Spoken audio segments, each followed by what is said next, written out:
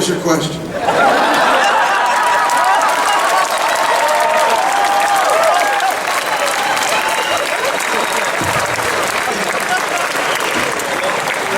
First off, I wanted to say thank you for one of your panels from several years ago.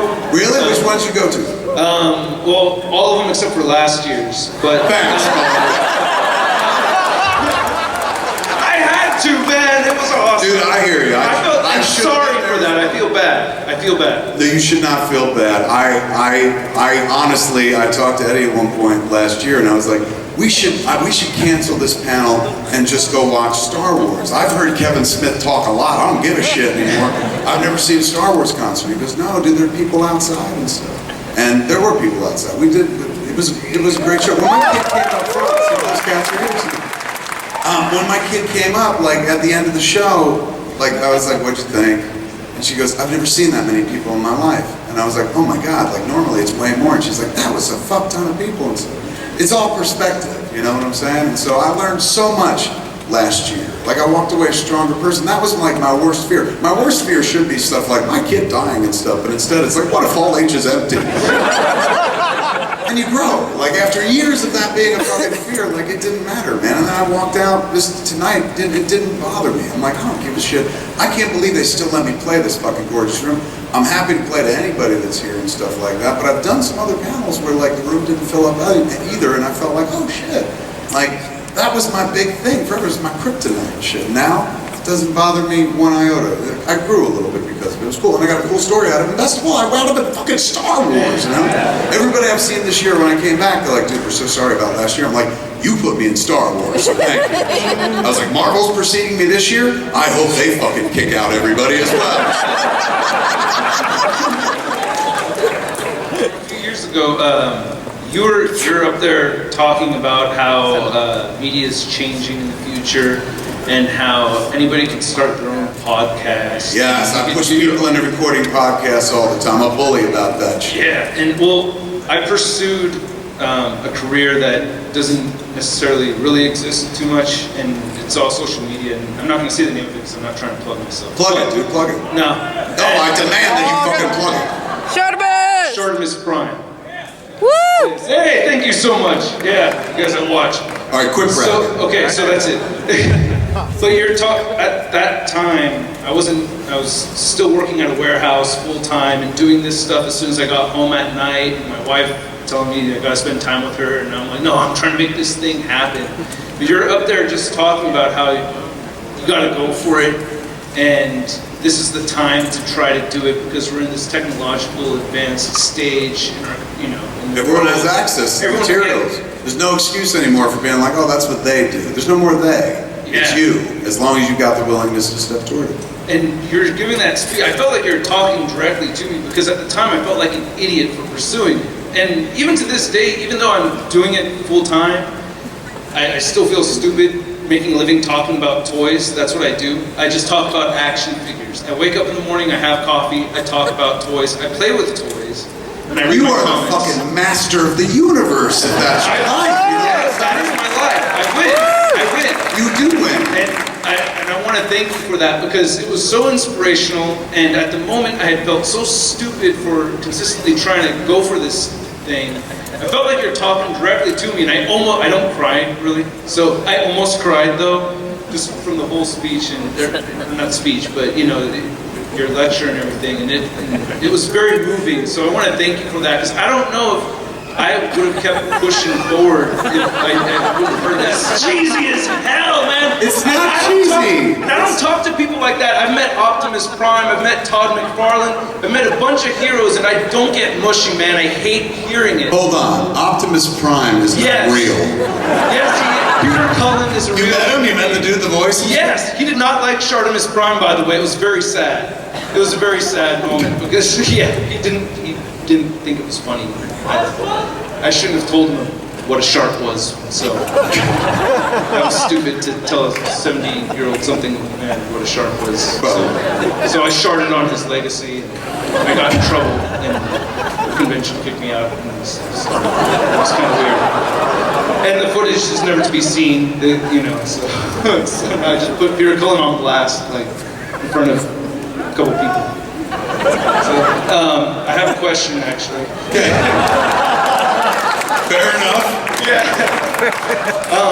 So, like you, and like I said, you're a huge inspiration for me. I mean, I love all your movies and stuff, but I also, love hearing you talk and a sense of humor and stuff. It's just, I grew up on this stuff, and that's just how my family is. Everybody talks. Aww. And so, one thing I do in my videos, I'm not afraid to talk about the things that I like as far as, female anatomy and whatnot. And you're the same, you just go off.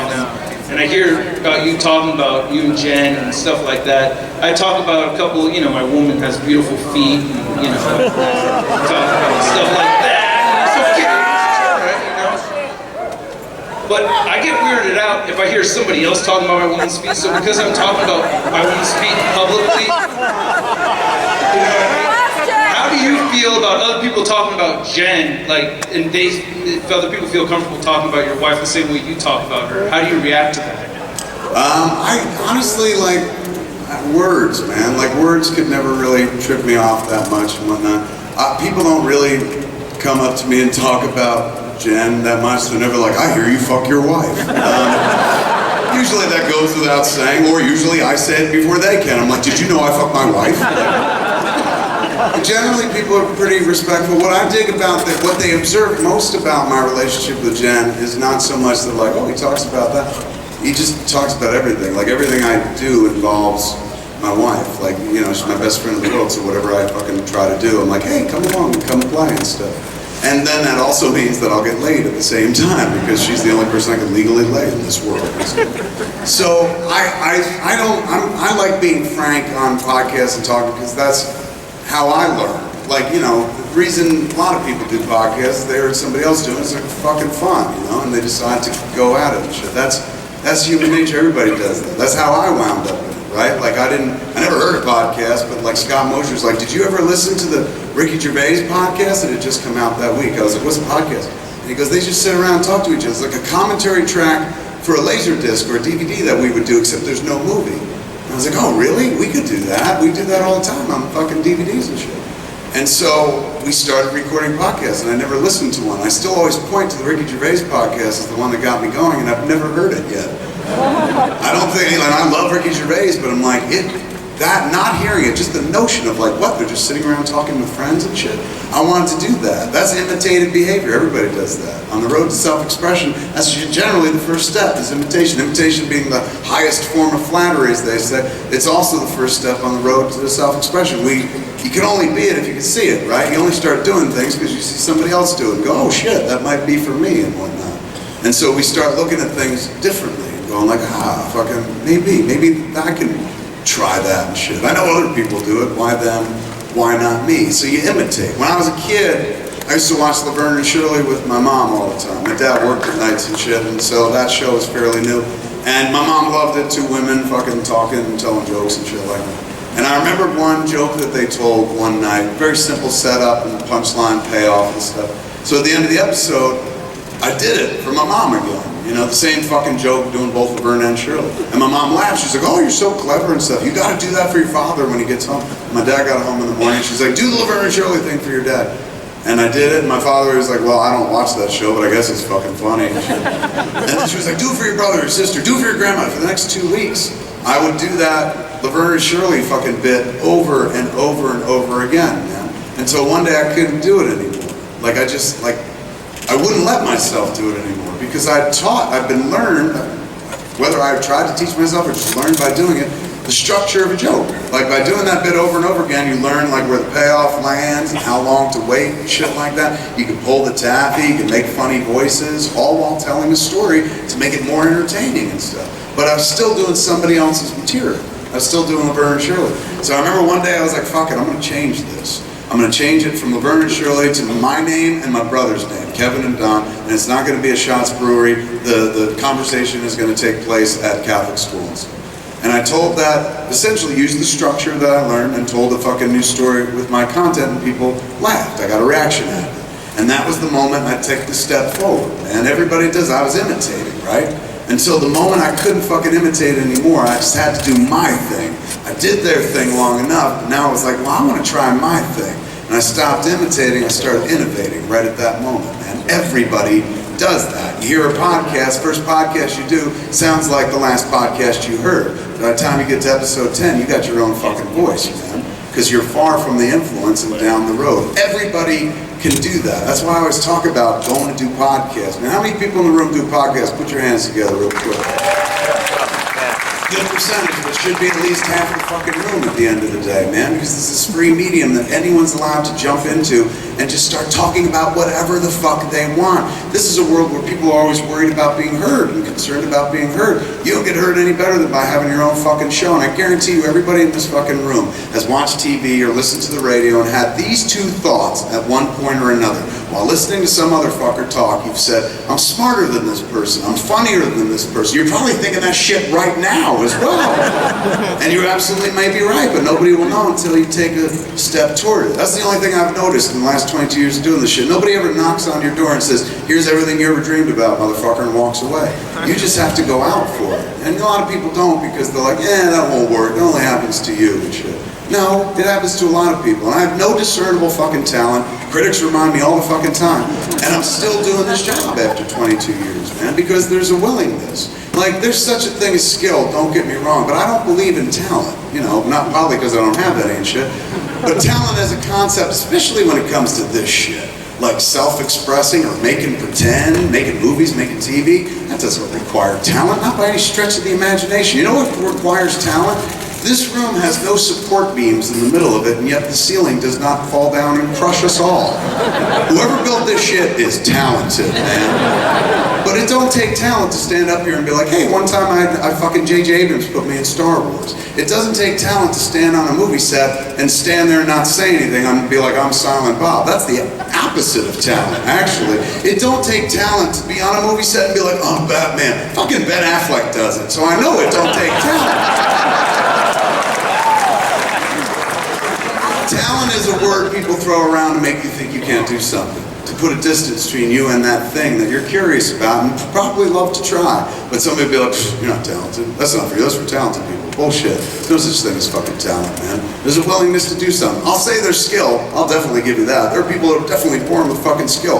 Wayne Gretzky was born with fucking skill, man. He's the world's greatest hockey player, right? Scored fucking more points than anyone will ever score in the game from now until the end of time. Dominated that sport. Dominated most other sports with his statistics, comparatively and stuff like that. He was born with a skill, and it was nurtured by playing over and over again and stuff, but that skill took him everywhere. Made him famous, everybody knows his name, turned him into a legend. And then one day that skill stopped because he's a man, he's a human being, and we age, and the body can't do the same shit that it did when he was a boy genius. And one day, midlife, he had to hang up the skates. You know how fucking tragic that is? To love something with your whole heart like that, and then one day just not be allowed to do it anymore because your body won't let you? Skill will take you very far in this life. Look how far it took fucking Wayne Gretzky. But there was an end. His body was like, you're done. Will? Everybody has will. You don't have to be born with fucking skill to play in the game, man. You just need willingness. You don't have to sit outside and be like, that looks fun, I'd fucking love to do that. You don't have to just be a spectator. If you have will, you can go a lot farther than some people who have even skill. I'm doing something that I have no fucking skill in doing. Making movies, been doing it 22 years and shit. Still doing it. And, you know, a lot of people tell me I suck at it and shit, and a lot of people tell me I'm good at it and shit. I don't know who's right.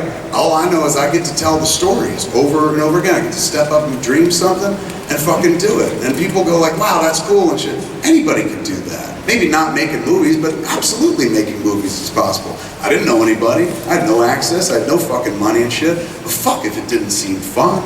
Like, god damn it, everyone seemed to be having a good time making indie film. I was like, why not me? I want to tell a story about my world. Talk about people that I know and shit like that. Like, back in the day, like, when we made Mallrats, like, the world wasn't like this.